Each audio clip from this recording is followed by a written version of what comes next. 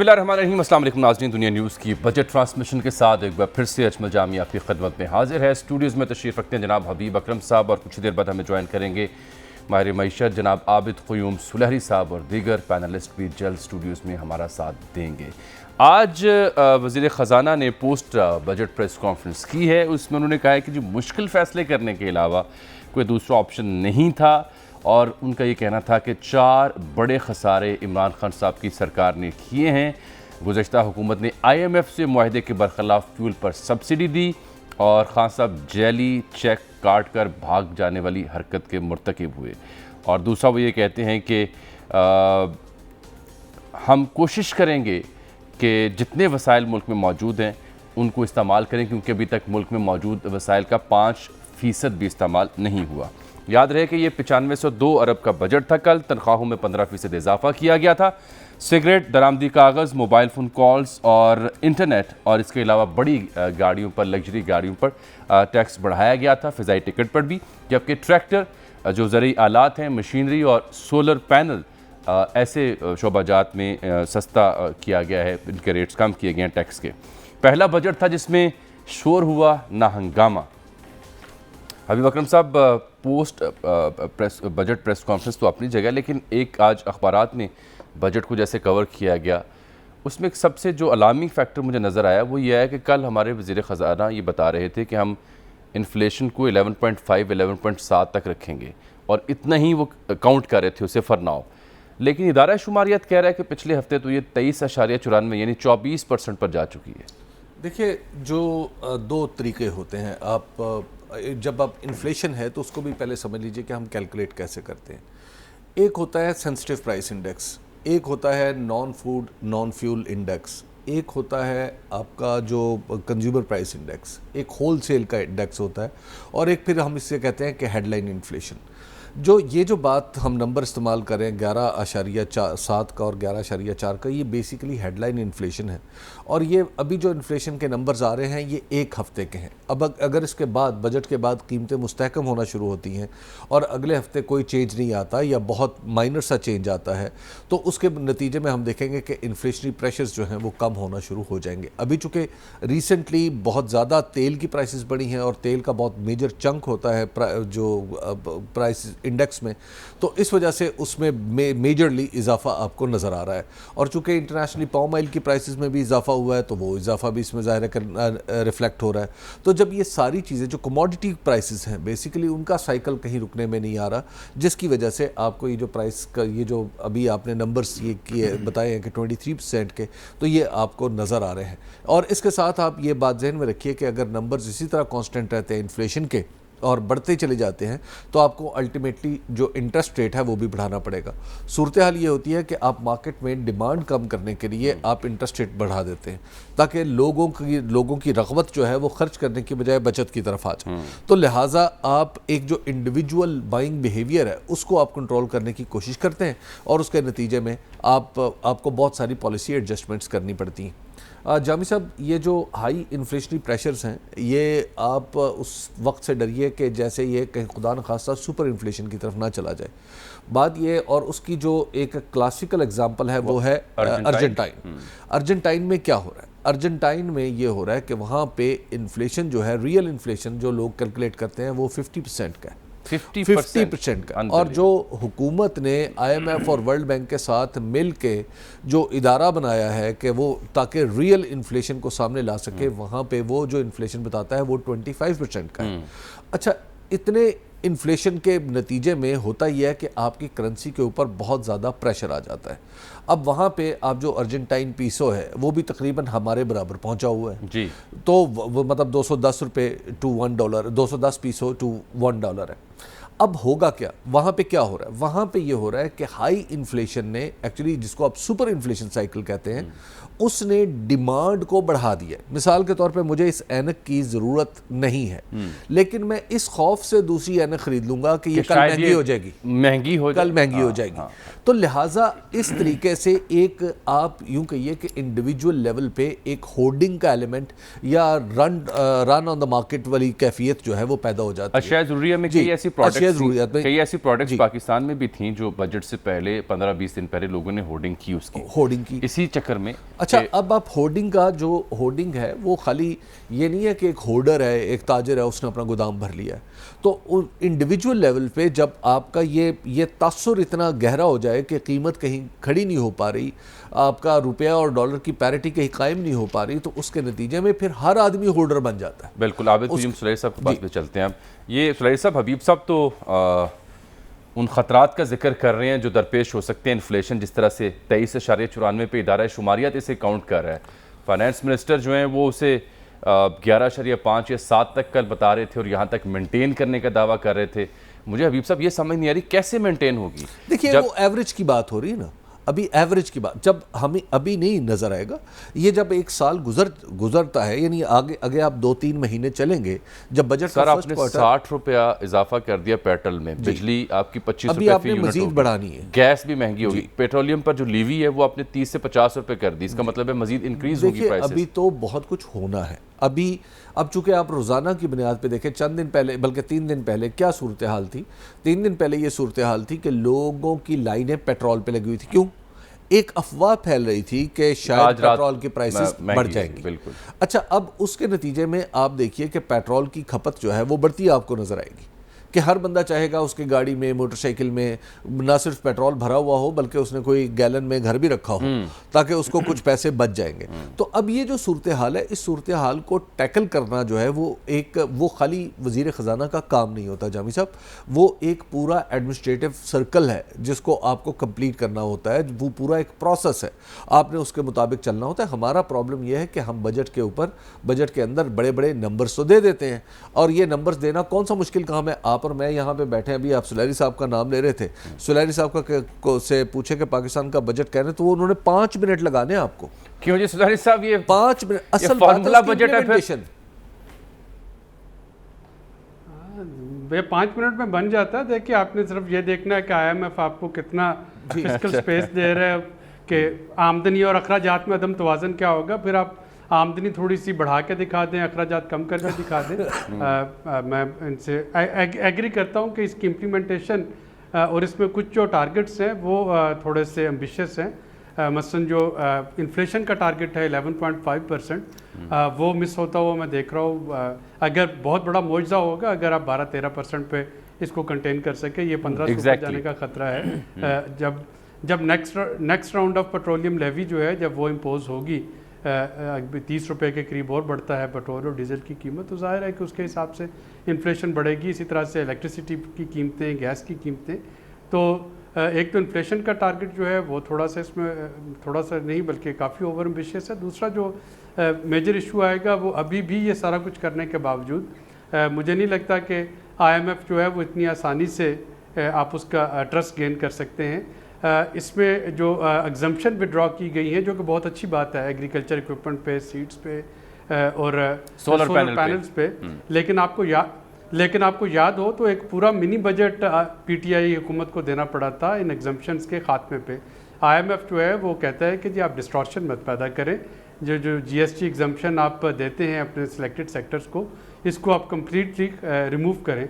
और मुझे लगता है कि ये एग्जम्पशन जो है इनको ख़त्म करने के लिए दोबारा से मौजूदा हुकूमत को एक मिनी बजट देना पड़ेगा, जो कि फाइनेंस बिल का हिस्सा है। इसी तरीके से जो फिल्म मेकर्स के लिए टैक्स क्रेडिट और टैक्स हॉलीडे है, उस पर भी सवाल उठ सकते हैं। तो गो के काफ़ी हद तक ये बजट जो है वो IMF की जो पॉलिसी लाइंस हैं उनके मुताबिक बनाने की कोशिश की मौजूदा हुकूमत ने। और उसमें जो आपके अशराफिया है, जो अपर इनकम अर्नर और अपर मिडिल इनकम अर्नर, उन पे ज़्यादा बोझ डालने की कोशिश की गई, क्योंकि बाकी जो बोझ है एनर्जी का वो तो सब पे यकसा आएगा, और जो आपके लोअर इनकम अर्नर हैं उन पे ज़्यादा उसका बोझ पड़ेगा। लेकिन बजट के मेजर्स की हद तक देखें तो उसमें कोशिश की मिफ्ता साहब ने इसको बैलेंस करने की, लेकिन ये सब करने के बावजूद भी मुझे लगता है कि एक राउंड ऑफ करेक्शन अभी मज़ीद आएगा। बिल्कुल। साथ में आबिद कुयूम सुलैरी साहब, डॉक्टर खाकान नजीब साहब ने हमें ज्वाइन किया है, आप मुशीर ख़जाना रह चुके हैं। बहुत शुक्रिया डॉक्टर साहब वंस अगेन। आप ये फरमाइएगा, जो कुयूम सुलैरी साहब बात कर रहे थे कि कोई मिनी बजट मजीद आ सकता है चंद माह में, अक्टूबर में let's say. Bismillahirrahmanirrahim. I'm really glad that Dunya wants to do a very serious discussion on the budget. देखें, एक तो ये रियलाइज करें कि ये जो बजट की सैंक्टिटी है ना, ये उस तरह नहीं रही जो आज से 10-20 साल पहले होती थी कि हमने एक बजट दे दिया और हम इसको चेंजेस ना करें. So I am a little flexible on that. What do I mean? अगर इंटरनेशनल कॉन्टेक्स्ट चेंज हो जाता है, तेल की कीमतें और बढ़ जाती हैं या कम हो जाती हैं, कोल की कीमतें बढ़ जाती हैं या चेंज हो जाती हैं, या इसके साथ साथ एलएनजी, ये तीन चीज़ों पे इस वक्त पाकिस्तान एनर्जी में बहुत डिपेंडेंट है. इसको हमें नहीं भूलना चाहिए. कोल और एलएनजी से हमारी बिजली चलती है और पेट्रोल और डीजल से हमारी ट्रांसपोर्ट और हमारी इंडस्ट्री चलती है.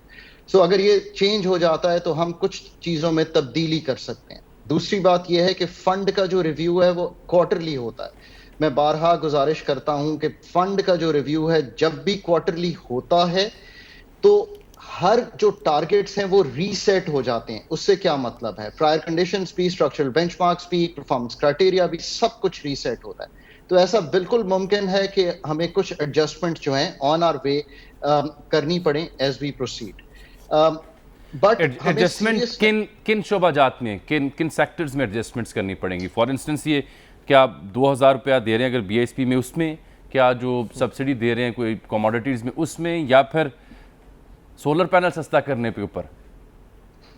देखें, ये तो बहुत अभी मतलब छोटी बातें हैं जो कि और सही बातें हैं जिनका हम जिक्र कर रहे हैं, पर एडजस्टमेंट्स आई थिंक बड़ी होंगी. Let's start with where we stand, और पहले तो इसी में एडजस्टमेंट्स कर लें. Let us put the government के हम क्या समझते हैं. सो हम लोगों से शुरू करते हैं, बिकॉज बारहा जिक्र सारी लीडरशिप्स करती हैं and I have had the pleasure of working with all of them कि जी लोगों पे बोझ कम से कम डालें. सो क्या ऐसी चीज है इस बजट में हुई कि हमें हमें उस पर सोचना चाहिए और हमें फंड को भी कन्विंस करना चाहिए. 750 अरब का आप पीडीएल डालना चाहते हैं इस वक्त इस बजट में. Let's rethink that. What does that mean? That means कि हमें 30 रुपए जो है वो तकरीबन एवरेज बढ़ाना पड़ेगा अगर हम इस फिगर पे पहुंचना चाहते हैं. तकरीबन जो मैं अगर आदादो शुमार लेके चलूं जो हमारे आदादो शुमार थे इस साल के कंजम्पशन के, आई थिंक इधर ही हमें थम जाना चाहिए और रिकंसिडर करना चाहिए कि क्या ये सही बात है इस वक्त कि हम 5-5 रुपए बढ़ाना एग्री कर लें. पिछले उसको हम कहते रहे हैं कि हमने साइन किया जिसमें हमने लिखा कि 4 रुपए बढ़ाएंगे, अब हमने 5 रुपए की एक अपने जहन में चीज बना लिया. I think this is uncalled for, इसलिए कि बहुत बड़ी गुंजाइश है जिसको अभी हमने टैप नहीं किया. हम उस पे आएंगे, पर हम पहले देखते हैं कि इन्फ्लेशन को कंट्रोल करने के लिए इस बजट में क्या चेंजेस करने चाहिए. नंबर 2, 200 अरब का जीआईडीसी रख दिया गया है. जीआईडीसी का मतलब है, ये जीआईडीसी का जब लेजिस्लेशन है ये मेरे हाथ का लिखा हुआ है, और उस वक्त ऑपोजिशन में नवीद कमर साहब थे. मुझे याद है कि मैं सुबह सुबह इनको मिलने गया because I had to convince him कि ये ठीक चीज है. फिर पीटीआई ऑपोजिशन में थी, उनको भी कन्विंस किया. पीएमएलएन की गवर्नमेंट थी एट दैट टाइम, उनको हम सपोर्ट कर रहे थे जब हम जीआईडीसी ला रहे थे. Shahid Khaqan was the minister for energy या पेट्रोलियम. तो हम कन्विंस कर रहे थे और हम इस डिस्कशन में थे. हम क्यों ला रहे थे? क्योंकि जीआईडीसी के 2 फायदे थे. एक तो ये कि ये डिविजिबल पूल में नहीं जाता, डिविजिबल पूल में नहीं जाता तो ये फेडरल गवर्नमेंट के पास कंप्लीटली आ जाता है. तो हम एक जीआईडीसी, एक लेवी ला रहे थे. किस पे? गैस पे. गैस की कीमतें कहाँ हैं? एलएनजी की कीमत $25-26 पे है, हमें वही इफेक्ट करती है, पर दुनिया भर में गैस की कीमतें बहुत ऊपर है. तो हमने 200 अरब इस मद में डाला है. आई एम नॉट श्योर कि this is the right thing to do, especially अभी 45% गैस की कीमत को तब्दील होना है. और जो ऑनरेबल फॉरेन मिनिस्टर हैं, फाइनेंस मिनिस्टर हैं, उन्होंने अपनी स्पीच में ये कहा कि अभी हम देख रहे हैं कि गैस की कीमतों में कैसे तब्दीली करेंगे. सो अगर आप उसमें भी तब्दीली अभी कर रहे हैं जो कि करनी चाहिए, आई सपोर्ट दैट. बट ये जो 950 अरब यहाँ पे आप पिकअप करने नए जा रहे हैं, नए इन द सेंस 135 पिकअप हुआ है सिर्फ आपके थोड़ा माइक्रो में चले गए हैं.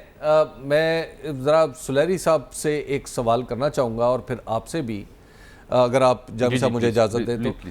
सुलैरी साहब, आपको लगता है, अभी कह रहे हैं मिफ्ता इस्माइल साहब कि हम प्राइवेटाइजेशन की तरफ जाएंगे, this government given it's time, given it's mandate, ये कर पाएगी? अभी तो उनका इरादा है.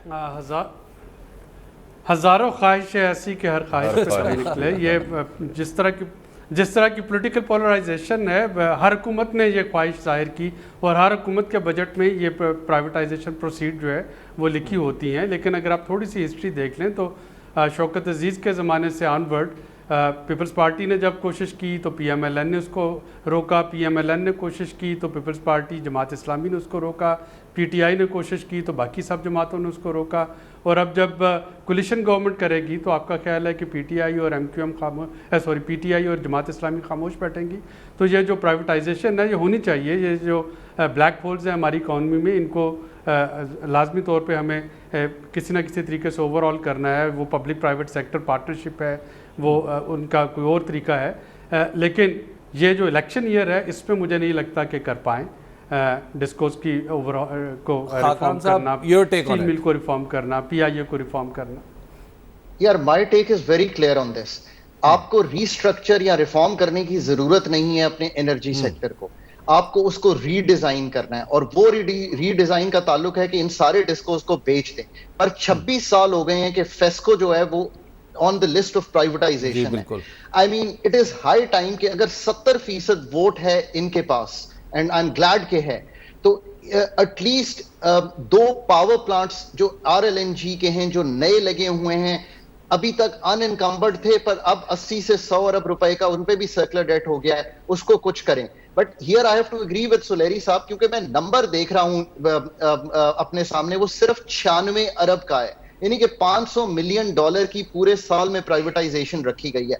इन 2 पावर प्लांट्स की कीमत $3 अरब है। $3 अरब के करीब ये 2 बिक सकते हैं। होल हॉग जाएं। I take the point कि it is very difficult, it is undoable, but ऐसी चीजें हैं जिस पे लेबर इश्यूज नहीं है, इसमें कोई लेबर इश्यूज नहीं है। I mean, when the new government had come in, the PTI government, or I went whole hog asking them कि इन 2 को बेच दें, circular debt build हो जाएगा, build हो गया है, अब उसको क्लीन अप करें। और PTI ने हिम्मत तो की थी जो किसी हद तक पाकिस्तान स्टील को बंद करने की। डोंट यू थिंक कि वो भी तो अदालतों में है कि वो मामला जो है, खैर अदालतों ने ही पाकिस्तान स्टील मिल की वजह से वो फैसला जो आया था 2006 का, उसने हमारी प्राइवेटाइजेशन को एक्चुअली तबाह कर दिया था। तो अब जो है हमें कोई कानूनी स्ट्रक्चर चेंज करना चाहिए इसके लिए, प्राइवेटाइजेशन के लिए।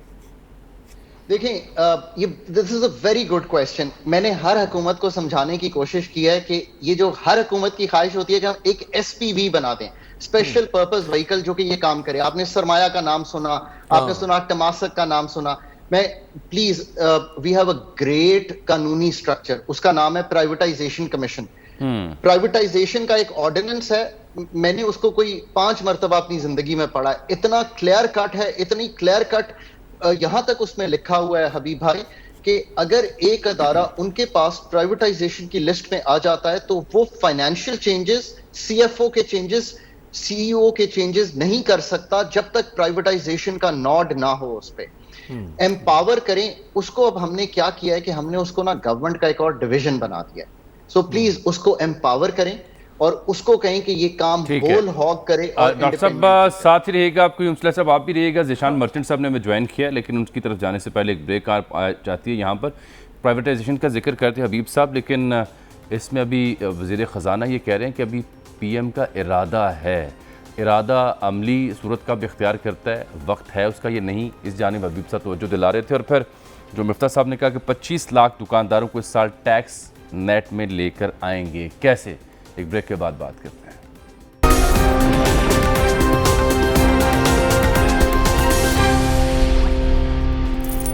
वेलकम बैक नाज़रीन। ट्रांसमिशन में एक बार फिर से आपको खुशामदीद कहते हैं। जनाब ज़ीशान मर्चेंट साहब ने हमें ज्वाइन किया। ज़ीशान साहब, ये मिफ्ता साहब कह रहे थे 25 लाख दुकानदारों को इस बरस टैक्स नेट में लेकर आएंगे, पॉसिबल हो पाएगा कैसे? देखिए, मैं समझता हूँ कि ये जो रिटेलर्स हैं ये तो हमेशा से इनके पास डेटा मौजूद था, और डेटा मौजूद होने के बावजूद भी जो है ये सिस्टम का पार्ट नहीं बन सके, क्योंकि ये वो रिटेलर्स हैं तमाम के तमाम जो इनके वोटर्स भी होते हैं।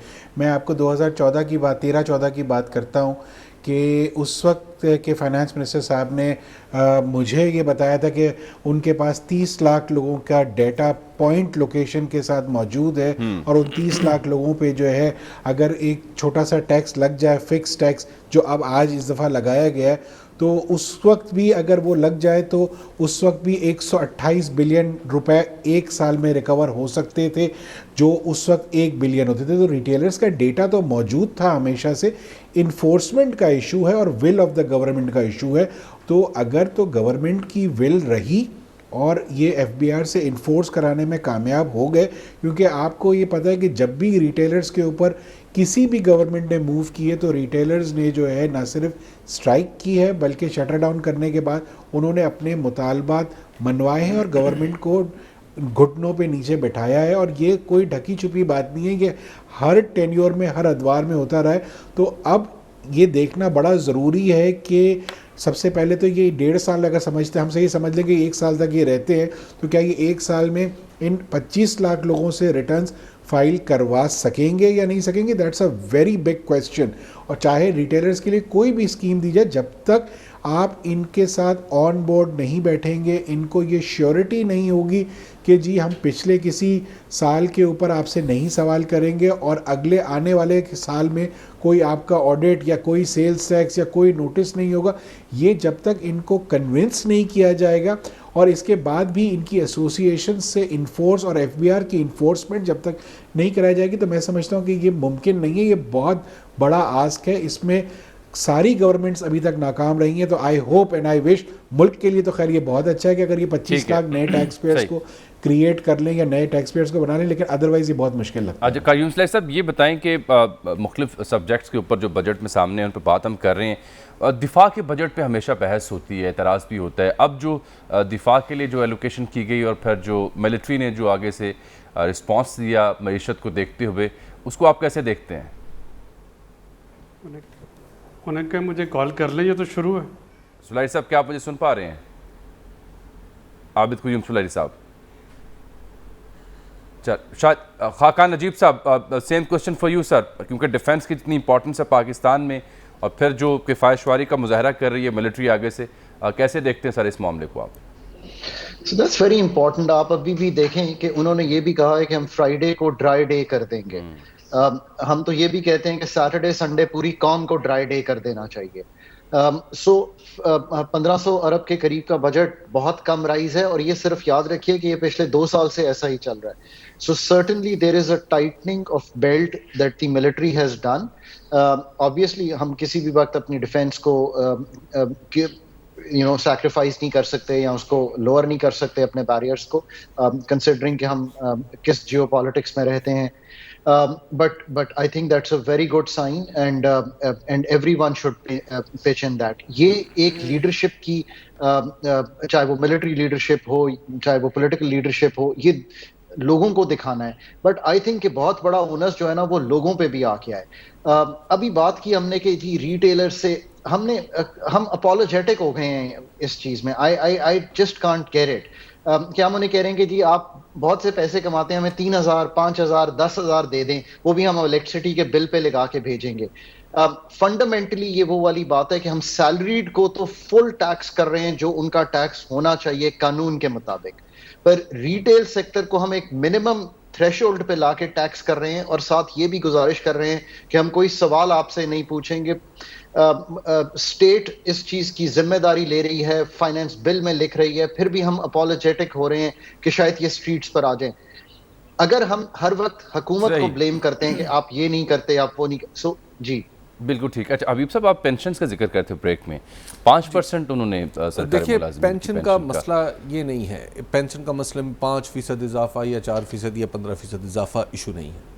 आप अगर आप देखिए कि हमारे यहाँ जो पेंशन का बिल है, अगर विफाक का सिर्फ देखा जाए तो वो 550 अरब रुपए तक पहुँच गए और 550 अरब रुपया ही हमारी गवर्नमेंट के रेकरिंग एक्सपेंसेस हैं, यानी जो तनख्वाहें वगैरह जो करंट एक्सपेंडिचर जो हम गवर्नमेंट चलाने के लिए है, ऑलमोस्ट इक्वल। अच्छा, अब ये ऑलमोस्ट इक्वल हो चुका है। इसके बाद अभी आप जब सूबों में आएंगे तो सूबों में भी आपको जब पंजाब का जो पेंशन का सिलसिला है वो आपको इससे बड़ा होता हुआ नजर आएगा। इसी तरह सिंध का, इसी तरह जब आप पूरी पेंशन के सिलसिले को मिलाते हैं तो मजमूई तौर पर तकरीबन आपको 2000 अरब रुपया लगभग आपको मिलता है। आबिद आबिद साहब, आप सुन पा रहे हैं अभी क्या हमें? जी मैं अच्छा, ये हबीब साहब ने पेंशन का बड़ा आपसे सवाल करना चाह रहा था कि जो पेंशन का प्रॉब्लम है ये बहुत हमारे लिए बड़ा बनता चला जा रहा है, क्या इसको हम कहीं सॉल्व करेंगे, कहीं हम रुकेंगे कि पेंशन फंड्स कायम कर दें, पेंशन तो रहे लेकिन गवर्नमेंट के खजाने से कम से कम ना जा रही हो? जी, एटलीस्ट बजट स्पीच में तो मिफ्ता साहब ने यही कहा कि पेंशन फंड जो है वो कायम करने का इनिशिएटिव लिया जाएगा और ये बहुत ज़रूरी है इस वक्त, चूँकि अनफंडेड पेंशन जो हैं या unfunded provident fund, gratuity fund, ये वो चीज़ पैसे जो आपके बकाया जाते हैं जो कि एम्प्लॉइज से आप काटते हैं। पेंशन जो है वो गवर्नमेंट दे रही होती है। हाँ। तो हमारे यहाँ जो एक ट्रेंड पड़ गया है प्राइवेट सेक्टर में भी और ये आपके अक्सर पब्लिक सेक्टर में भी हर जगह पे, क्या आप क्रंच आता है तो आप पब्लिक जो एम्प्लॉय के पैसे हैं वो भी इस्तेमाल कर रहे होते हैं। यानी कल को हुकूमत अगर इसको पेंशन फंड को कहीं पे अलहदा से ना रखा हो, इन्वेस्ट ना किया हो, तो कल को हुकूमत ये भी कह सकती है कि पैसे नहीं है लिहाजा आपको पेंशन नहीं दी जा सकती। तो दूसरा जो उसका फंड बनने का जो एक बड़ा इंपॉर्टेंट फ़ायदा है वो ये होगा कि उस पर कोई ना कोई इन्वेस्टमेंट जहाँ भी उसको इन्वेस्ट किया जाएगा कोई प्रॉफिट आ रहा होगा। अगर आज से 20 साल के बाद किसी एम्प्लॉई को पेंशन मिलती है तो उसको उस वक्त के हालात के मुताबिक जो भी उसकी प्रॉफिट है वो मिल रहा होगा, बजाय इसके कि उसको अगर 50 लाख मिलना है, 1 करोड़ मिलना है आज से 30 साल के बाद और पता लगे कि रुपया जो है वो डेप्रिशिएट करके और उसकी परचेजिंग पावर बिल्कुल ख़त्म हो चुकी है। तो ये हर लास्ट से एक विन विन विन सिचुएशन है। हुकूमत के लिए विन सिचुएशन है कि हुकूमत जो है वो या तो कंट्रीब्यूटरी फ़ंड पे आ जाए या वो मैचिंग फ़ंड पे आ जाए, वो जिस तरह का भी वो फार्मूला अडॉप्ट करती है हुकूमत का बोझ कम होगा। एम्प्लॉय के लिए ये इसलिए विन विन सिचुएशन है कि एम्प्लॉय को जब भी पेंशन मिले उसके मार्केट रेट के मुताबिक प्रॉफिट भी उसको साथ में मिल रहा हो और एम्प्लॉय के पास एक गारंटी भी है कि उसके फंड जो है वो अलहदा से कहीं पे इन्वेस्टेड है। तो दिस इज़ समथिंग जिसकी तरफ हमें फौरी जाना चाहिए और हमारे पास ऑलरेडी इस वक्त रिसर्च फाइंडिंग्स हैं जो कि आपको बताती हैं कि जिस तरह से आज हम एनर्जी सेक्टर डेट को रो रहे हैं, आने वाले चंद सालों के बाद पेंशन आपका सबसे बड़ा जो है वो एक्सपेंस बन जाएगा। बिल्कुल, ये बहुत इंपॉर्टेंट सब्जेक्ट है, इस पे आने वाले प्रोग्राम्स में बात होती रहेगी। ज़िशान साहब, ये आपके आने से पहले हमारे माहिरीन ये इस खदशे का इजहार कर रहे थे कि प्रॉबेबली दोबारा से एक मिनी बजट फॉर्म में कुछ शायद सामने आ सकती है, क्योंकि IMF की कुछ रिजर्वेशंस हो सकती हैं उन कंसेशंस के ऊपर जो ट्रैक्टर, मशीनरी, सोलर पैनल वगैरह वगैरह पे दी गई हैं। आपकी इस बारे में क्या राय है? देखिए, हर उस दिन बजट आता है जिस दिन कोई ना कोई चीज़ बढ़ जाती है। जब पेट्रोल बढ़ता है तो ये बजट है, जब पेट्रोल दोबारा बढ़ा तो भी वो बजट था, अब इंटरेस्ट रेट बढ़ा वो भी बजट है, और इसके बाद इस टाइप की जितनी चीज़ें बढ़ती रहेंगी तो ये हर रोज़ एक नया बजट ही आ रहा होगा आपके लिए, क्योंकि ये वो तमाम चीज़ें हैं कि जिससे आप अपने रेवेन्यूज़ को पूरा करेंगे। देखिए, IMF मैं जितना थोड़ा सा मेरी अंडरस्टैंडिंग है मेरी बड़ी कम अंडरस्टैंडिंग है, लेकिन मैं ये समझता हूँ कि IMF आपसे ये नहीं कहता कि ये चीज़ ख़त्म करो और ये चीज़ लेके आओ। IMF ये कहता है कि रिसोर्सेज को इतना क्रिएट कर लीजिए कि आप अपने रिसोर्सेज से उन चीज़ों की पेमेंट्स या रीपेमेंट्स कर सकें। तो मैं समझता हूं कि अगर आप IMF को कन्विंस करेंगे कि जी हम इन जो छोटी मोटी, अगर आपने एग्जेम्पशंस को दिया है तो वो कोई ऐसी चीज़ नहीं कि जिससे आपके ऊपर उसका बोझ पड़ेगा, क्योंकि उससे आपकी ग्रोथ आएगी कहीं ना कहीं। तो मैं ये समझता हूं कि इन चीज़ों पे यकीनन गवर्नमेंट ऑफ पाकिस्तान को कन्विंस करना चाहिए। डॉक्टर खाकान साहब यहाँ बैठे हुए मुझसे बहुत ज़्यादा एक्सपीरियंस रखते हैं, ये ना सिर्फ उन लोगों को कन्विंस कर सकते हैं, उन्हें बता सकते हैं कि बिल्कुल। ज़िशान साहब, अनफॉर्चुनेटली मेरा वक्त आज का यहाँ ख़त्म हो गया। आपके कीमती वक्त का बहुत शुक्रिया। डॉक्टर खाकान नजीब साहब, आबिद कुयूम सुलैरी साहब और जनाब हबीब अकरम साहब, आप चारों का बहुत शुक्रिया। हमारे कॉरेस्पॉन्डेंट कराची से हारिस ज़मीर ये समझते हैं कि NFC फार्मूला रिवाइज़ किया जाए तो सूरत हाल बेहतर हो सकती है। नाज़रीन, आज के लिए इतना ही, इजाज़त दीजिए। अल्लाह हाफ़िज़।